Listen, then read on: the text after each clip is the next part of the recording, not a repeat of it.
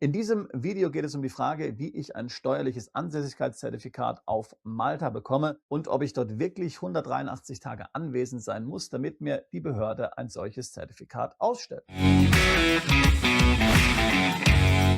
Noch ein kurzer Hinweis in eigener Sache. Wenn du diesem Kanal schon länger folgst, dann weißt du ja, dass Malta für uns ein absoluter Hotspot ist. Wir sind schon seit 2011 in Malta aktiv. Ich selbst habe auf Malta zweimal ein Jahr gelebt mit meiner Familie. Meine Schwägerin Sabrina Sauerborn lebt in Malta und kümmert sich dort um alle Angelegenheiten unserer Mandanten. Wir arbeiten dort ebenfalls mit hervorragenden Steuerberatern und Rechtsanwälten zusammen, falls wir diese für dich dort involvieren müssen. Wenn auch du dich also um einen Umzug nach Malta interessierst oder eine Firmengründung dort, bist du bei uns und bei Sabrina spezifisch in besten Händen. Buch am besten ein Beratungsgespräch. Details dazu und zu unserem ganzen Dienstleistungsangebot in Malta auf unserer Webseite. Link in der Beschreibung dieses Videos. Nun aber zurück zum eigentlichen Thema. In unserem Arbeitsbereich, da gibt es viele Mythen und einer der größten Mythen ist das sogenannte steuerliche Ansässigkeitszertifikat. Darüber wird viel gesprochen. Man hört oft, das brauchst du unbedingt. Du musst unbedingt ein steuerliches Ansässigkeitszertifikat haben. Ansonsten bist du weiterhin in Deutschland steuerpflichtig. Manche sagen, es ist komplett unnötig. Dritte wiederum stellen alle möglichen wilden Behauptungen auf, wie man ein solches bekommt und was es eigentlich überhaupt ist. Also, bevor ich jetzt konkret zum Thema Malta spreche, möchte ich deswegen noch mal kurz ein paar Dinge generell sagen zum Thema steuerliches Ansässigkeitszertifikat und was du dazu wissen musst, insbesondere wenn du aus Deutschland wegziehst. Also, was ist ein steuerliches Ansässigkeitszertifikat? Es handelt sich dabei um einen Begriff strikt aus dem Abkommensrecht. Deutschland hat ja mit vielen Staaten ein Doppelbesteuerungsabkommen, genauso Österreich und die Schweiz. Sinn der Doppelbesteuerungsabkommen ist zu vermeiden, dass du Doppelsteuern bezahlen musst. Das heißt, wenn du aus dem einen Land Einkommen beziehst, aber in dem anderen Land wohnst oder aber in beiden Ländern einen Wohnsitz hast, dann stellt sich natürlich die Frage, wo dieses Einkommen nun zu besteuern ist, und das regelt das Doppelbesteuerungsabkommen. Die Ansässigkeit im Sinne des Doppelbesteuerungsabkommens ist deswegen natürlich ein wichtiges Feature, denn über die Ansässigkeit kannst du bestimmen, wo denn ein bestimmtes Einkommen, sagen wir mal eine Rente oder auch Kapitalerträge zu besteuern sind. Und in diesem Kontext kann es eben wichtig sein, dass ein Land ein steuerliches Ansässigkeitszertifikat ausstellt. Dabei handelt es sich um ein Dokument, das für den anderen Staat ausgestellt wird, mit dem das Land ein Doppelbesteuerungsabkommen hat und in dem Land A, welches das Zertifikat ausstellt, im Sinne dieses Abkommens feststellt, dass du eben dort steuerlich ansässig bist. Das heißt, du kannst zum Beispiel zum Finanzamt in Malta gehen und sagen, ich brauche für das deutsche Finanzamt ein steuerliches Ansässigkeitszertifikat. Dann wird spezifisch für Deutschland im Sinne des deutsch-maltesischen Doppelbesteuerungsabkommens ein solches Ansässigkeitszertifikat von Malta ausgestellt, unter der Annahme natürlich, dass du tatsächlich im Sinne des Abkommens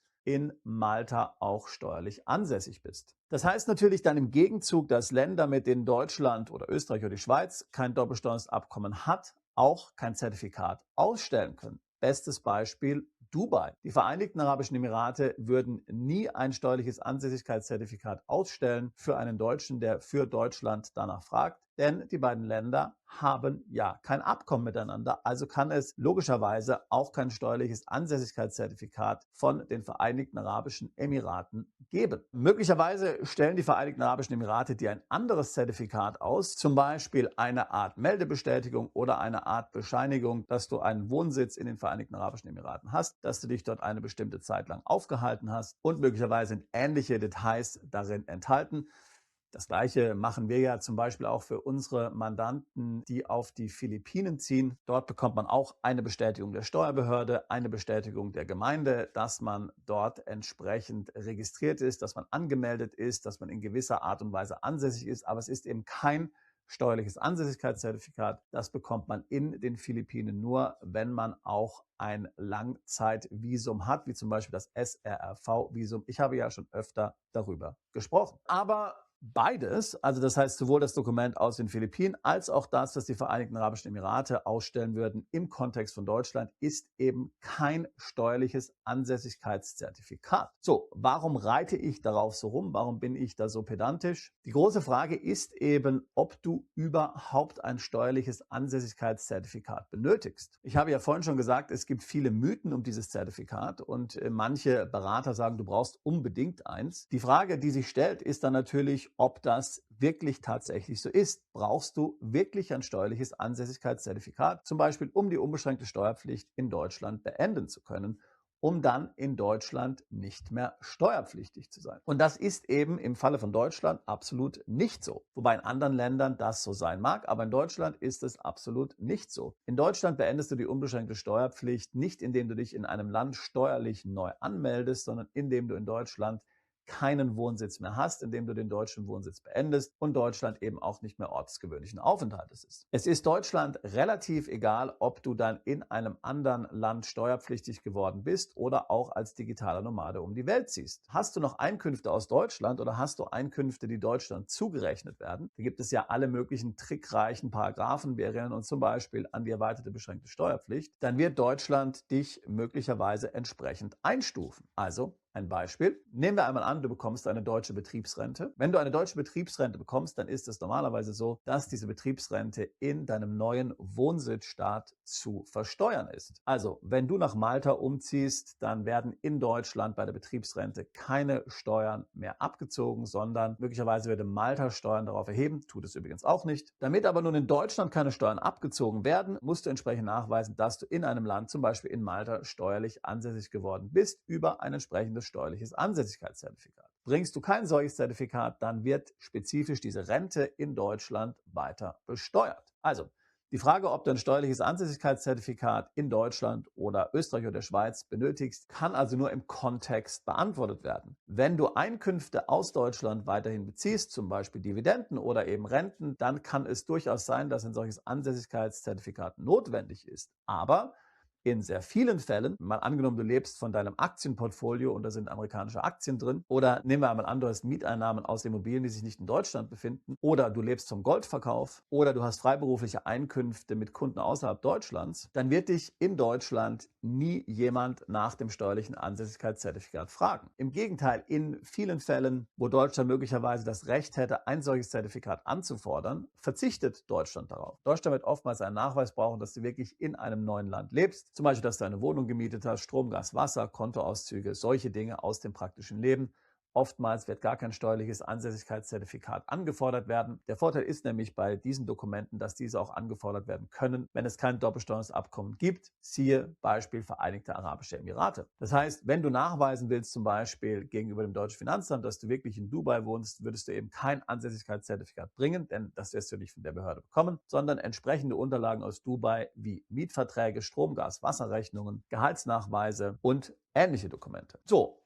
Ergo, was ich damit sagen will, ist, die meisten unserer Mandanten, die Deutschland verlassen, werden eigentlich nie nach einem steuerlichen Ansässigkeitszertifikat gefragt. Ich sage nicht, dass das nicht vorkommt. Das kann tatsächlich so sein. Das gilt für Deutschland, Österreich und die Schweiz gemeinsam. Es kann sein, dass du danach gefragt wirst, aber in der Praxis kommt es recht selten vor, dass du wirklich nach einem steuerlichen Ansässigkeitszertifikat gefragt wirst. Es kommt oft vor, dass du nachweisen musst, dass du irgendwo wirklich wohnst. Aber nach diesem steuerlichen Ansässigkeitszertifikat wird seltener gefragt, als du möglicherweise vermuten würdest, wenn du einschlägige YouTube-Kanäle und andere soziale Medien konsumierst. Wer außer den Behörden in deinem Herkunftsland könnte noch danach fragen nach dem steuerlichen Ansässigkeitszertifikat? Ganz vereinzelt höre ich von Mandanten, dass sie von Banken danach gefragt wurden, wobei mir da nicht wirklich klar ist, ob es dabei wirklich um ein steuerliches Ansässigkeitszertifikat im Sinne des Doppelsteuerungsabkommens geht oder eben einfach um eine Bescheinigung der Steuerbehörde oder der lokalen Wohngemeinde, dass du dort gemeldet bist, dass du eine Steuernummer hast. Mein Eindruck ist, dass eher Letzteres zutrifft und dass sich die Bank damit zufrieden gibt und nicht wirklich eine steuerliche Ansässigkeitsbescheinigung im Sinne des Doppelsteuerungsabkommens haben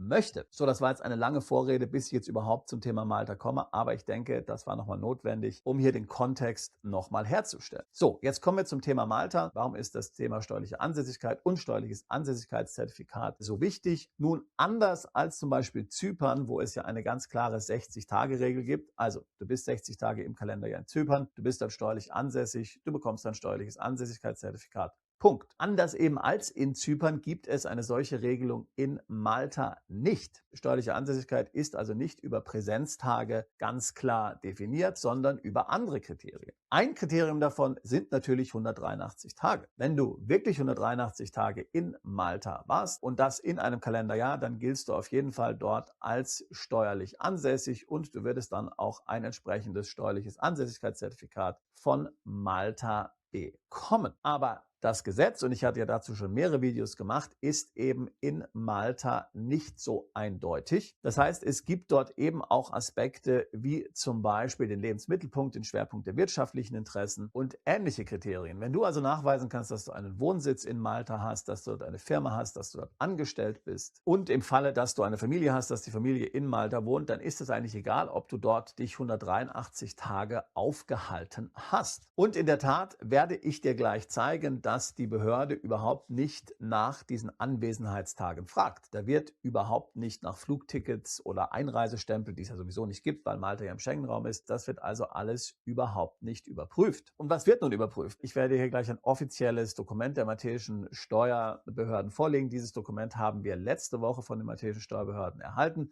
Wie gesagt, wir sind ja in Malta dort schon lange aktiv. Sabrina kommuniziert jeden Tag mit den Steuerbehörden. Das ist alles dort klitzeklein in Malta. Die Abteilung, die sich um diese steuerlichen Ansässigkeitszertifikate kümmert, die umfasst gerade mal 2 Personen. Sabrina hat dort also angerufen und hat nach den aktuellen Kriterien gefragt, die entsprechend dann geprüft werden, wenn du ein steuerliches Ansässigkeitszertifikat beantragst, was wir natürlich für unsere Mandanten tun, die es brauchen. Und dieses Dokument möchte ich dir nun einmal zeigen. Hier ist das Dokument, brühwarm sozusagen. Wie gesagt, letzte Woche haben wir es von den maltesischen Steuerbehörden bekommen. Checklist of supporting documents for the issue of a tax residence certificate. Erstens, application for residence certificate duly completed and in block letters. Also, hier geht es um das Antragsformular. A covering letter stating the purpose of certification, the authority or entity who is requesting such certification and the year of residency requested. Also, wer fordert das Zertifikat an? Wie gesagt, die Behörde muss ja wissen, auf wen sie es ausstellen soll. Hier würde man dann eben sagen, mein deutsches Finanzamt möchte gerne, dass ich ein solches Zertifikat vorlege. If the taxpayer is represented by a third person, power of attorney is mandatory. Also, wenn du das vom Steuerberater beantragen lässt, dann braucht dieser natürlich eine Vollmacht. Viertens, du musst also deinen Mietvertrag vorlegen für die Jahre, in denen du dann ansässig warst oder eben zeigen, dass du dort eine Immobilie gekauft hast. Nächster Punkt ist Contract of Employment covering the years of residency requested, also einen Arbeitsvertrag vorlegen. Das heißt, wenn du deine eigene Firma hast, dann bist du dort angestellt, hast einen Arbeitsvertrag. Oder im Sinne, dass du jetzt Einzelunternehmer bist, ist der Nachweis erforderlich der Umsatzsteuerregistrierung. Und hier steht jetzt gleich, wenn du jetzt zum Beispiel dich dort als Rentner niederlässt oder eben auch als Privatier, dann musst du diese Dokumente nicht vorlegen. Und wenn dein Ehepartner entsprechend nun selbstständig ist, dann müsste man das ebenso vorlegen. Dann musst du Kontoauszüge vorlegen für 12 Monate. 12 Monate Strom, Gas, Wasser Rechnungen. In Malta werden die meistens vom Vermieter bezahlt, das heißt dann eine Bestätigung des Vermieters. Dann Kopien deiner Telefonrechnung. Im Falle, dass du dort angestellt bist, ein FS3-Formular, also das ist im Grunde genommen ein Lohnsteuerjahresnachweis, eine Kopie deiner maltesischen ID-Card und deines Führerscheins aus Malta oder eine Bestätigung deines Hausarztes oder auch eine Kopie deiner Busfahrkarte. Es gibt eine Monatskarte für den Nahverkehr. Logischerweise wird man nicht alle Dokumente vorlegen können. Als ich in Malta gewohnt habe, hatte ich keine Busfahrkarte. Demnach könnte ich das nicht vorlegen. Aber du legst eben vor, was du hast. Und daraus leitet die Behörde dann ab, ob du im Sinne des Abkommens in Malta als ansässig giltst und stellt das entsprechende Zertifikat für dich aus. Wie du siehst, wird nicht nach Flugtickets gefragt, es wird nicht nach Einreise- und Ausreisedaten gefragt oder auch nicht nach konkreten Anwesenheiten. Da gibt es auch keinen Grund zu lügen, selbst wenn dich jemand fragen würde. Denn wenn du aus beruflichen Gründen umfangreich aus Malta abwesend bist, weil du eben reist, dann ist das in unserer heutigen Zeit komplett normal und komplett verständlich. Was du natürlich sehen kannst aus dieser Liste ist, dass Malta jetzt nicht ein Setup ist, wo du einfach nur mit einem Briefkasten auskommen würdest und die maltesische Behörde ist komplett schmerzfrei und stellt dir einfach alles aus, was du gerne haben möchtest. Aber um es doch mal ganz klar zu sagen, hier geht es ja spezifisch um das steuerliche Ansässigkeitszertifikat. Den maltesischen Behörden, zum Beispiel im Rahmen deiner Steuererklärung, müsstest du diese ganzen Details niemals nachweisen. Die werden auch niemals danach fragen.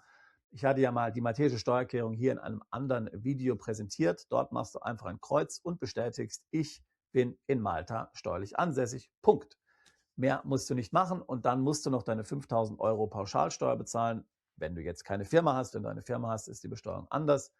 und dann war es das. Aber wenn du gerne willst, dass die maltesische Steuerbehörde im Kontext des Doppelbesteuerungsabkommens, zum Beispiel mit Deutschland, deine Ansässigkeit überprüft und eine entsprechende Bescheinigung ausstellt, ein Ansässigkeitszertifikat, das du an den deutschen Steuerbehörden geben kannst, sollten sie dich danach fragen. Also es ist relativ selten, dass sie danach fragen, dann müsstest du diese Nachweise liefern können, die dort beschrieben werden. Also in diesem Sinne, wenn auch du dich für einen Umzug nach Malta interessierst oder wenn du schon auf Malta lebst und Fragen zu deinem Setup hast oder wie du dieses optimieren kannst, wenn auch du dich mit dem Thema der steuerlichen Ansässigkeit rumschlägst und dir Sorgen darüber machst, was du genau in Deutschland nachweisen musst, dann würde ich mich freuen, von dir zu hören. Buch gerne ein Beratungsgespräch, Link dazu in der Beschreibung dieses Videos. Komm zu einem unserer vielen Events, Seminare, Reisen, wo es immer um interessante Länder geht, unter anderem auch Malta. Ich habe, wie gesagt, selbst 2-mal auf Malta gelebt. Ich habe Deutschland schon vor 25 Jahren verlassen. Wir helfen seit 20 Jahren Mandanten dabei, sich im Ausland steuerlich optimiert aufzustellen, auszuwandern, einen Plan B zu etablieren. Ich würde mich freuen, auch dich alsbald zu unserer Mandantschaft zählen zu können. Bist du Unternehmer, Freiberufler oder Investor? Zieht es dich schon lange ins Ausland? Mach heute den ersten konkreten Schritt in eine Zukunft mit mehr Geld und mehr Freiheit. Buche ein Beratungsgespräch mit Sebastian und seinen Kollegen. Unsere Kanzlei unterstützt Mandanten wie dich dabei, deine Steuerlast legal zu reduzieren, Vermögen aufzubauen und zu schützen und deine persönliche Freiheit zu maximieren. Profitiere jetzt von unserem Fachwissen und unserem Netzwerk. Gehe zu mandatierung.com und werde Mandant unserer Kanzlei.